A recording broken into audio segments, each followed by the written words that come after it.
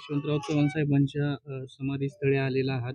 उद्यापासून जे साहित्य संमेलन सुरू होत आहे राजधानी सातारामध्ये, त्याचे तुम्ही अध्यक्ष आहात.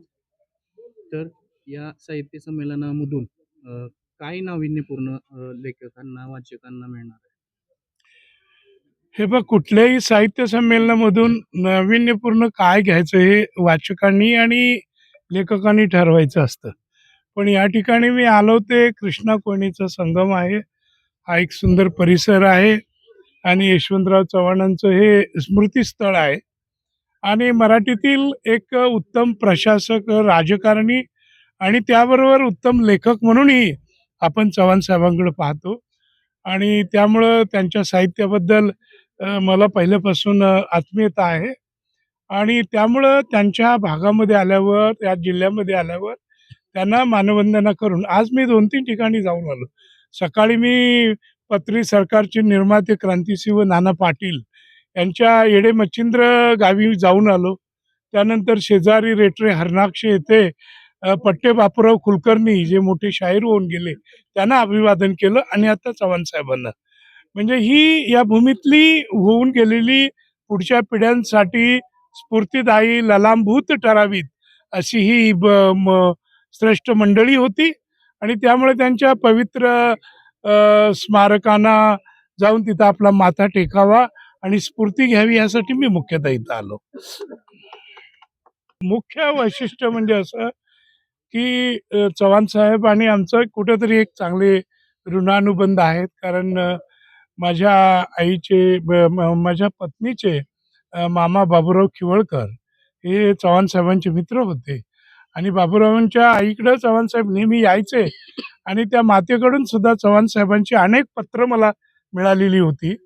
त्यामधली अनेक पत्र त्यांनी तुरुंगातून, एरोड्यातून, इकडून तिकडून पाठवलेली होती आणि ती पोस्टकार्डावर तर ती पोस्टकार्डावरून पाठवलेली ती पत्र होती आणि बाबुरावांच्या मातोश्री सरस्वतीबाई ह्या यांच्याशी पण माझा चांगला माझ्या लग्नानंतर संबंध आला. तर त्या चव्हाण साहेबांच्या अनेक आठवणी सांगायच्या. जवळजवळ 30-40 पत्र मी त्यांच्या घरामध्ये पाहिलेली आहेत आणि त्या पत्रातली सुद्धा चव्हाण साहेबांची भाषा म्हणजे एखादा नेता जर उत्तम साहित्यिक असेल तर त्याच्या शब्दातून भाषा कशी स्रवते हे मला त्यातून पाहायला मिळालं.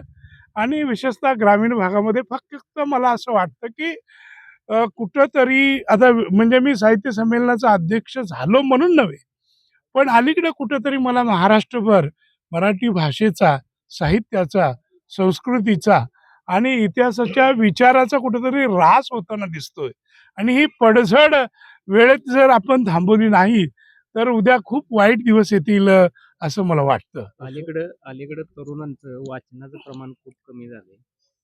हा, तेच मला सांगायचं आहे की यशवंतराव चव्हाण मुख्यतः माझ्यासमोर 3 व्यक्ती आहेत. म्हणजे 1955-60च्या दरम्यानच्या 3 मोठ्या व्यक्ती माझ्या डोळ्यासमोर आहेत. त्या म्हणजे डॉक्टर बाबासाहेब आंबेडकर, आचार्य अत्रे आणि चव्हाण साहेब. या तिघांचं वैशिष्ट्य असं की हे तिघही ग्रंथ वेडे होते. प्रत्येकाकडे 1.5-1.5, 2-2 लाख पुस्तकं होती आणि इतर लोकांप्रमाणे त्यांनी फक्त बाजारातून पुस्तकं आणली आणि संग्रह करून ठेवला असं नव्हे, तर त्यांनी वाचली होती. त्यामुळे आचार्य अत्रे तर साहित्यिकच होते, त्यांची भाषा जबरदस्त असणारच.